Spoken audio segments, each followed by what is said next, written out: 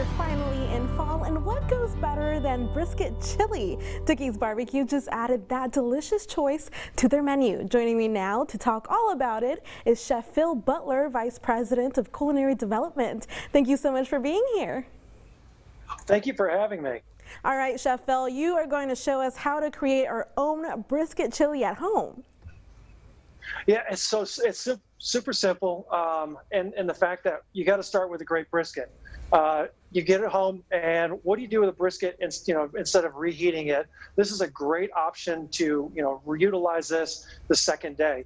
And what we've done is, and for the recipe, I've used like New Mexican chilies, Anaheims, a little bit of chili arbol, a little bit of fresh jalapeno, onions, garlic, and tomato, and I've just kind of cooked that down and made a sauce. You can use some of the dry ingredients to get that chili going, and use your tomatoes, fresh tomatoes, canned tomatoes. But most importantly, start with a really good brisket.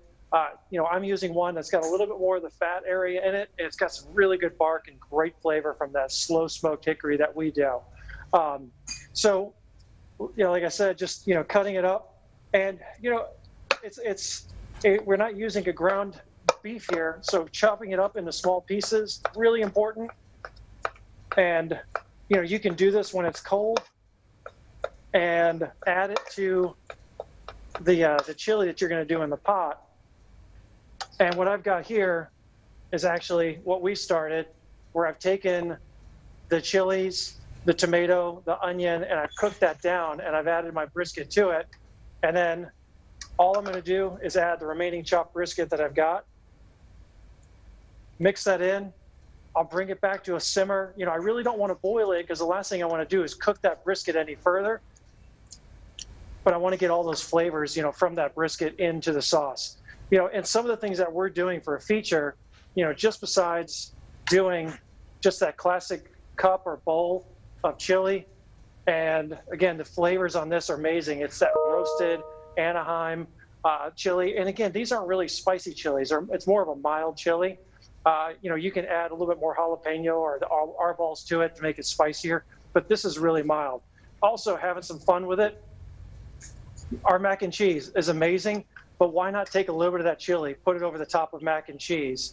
And then one of my favorites is just a loaded baked potato. Simplest thing, putting the butter, the sour cream, and then I put the cheese on top of it, and then ladle my chili right over the top of that baked potato, and let that nice warm chili melt that cheese, and then finish it.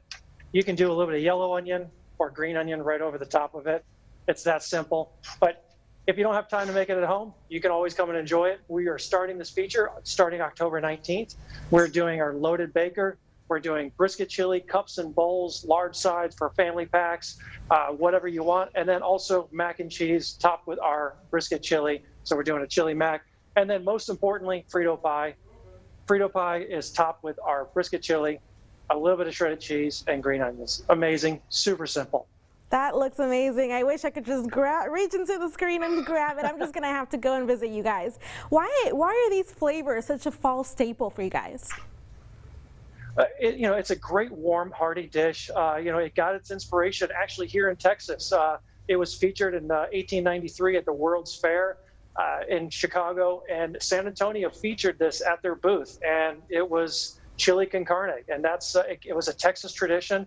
It was taken up north, and it has just spread like wildfire ever since. From everything from calling it just a bolo red to chili con carne to just chili now. But this ultimately to us is our Texas tradition of the bowl of red with our slow smoked hickory brisket and a little bit of our jalapeno beans. And I'm not going to get in the argument of beans or no beans for chili.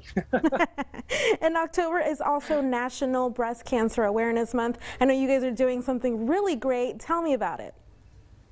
We are actually doing a pink big yellow cup. This is the first time that we're actually featuring a different colored cup.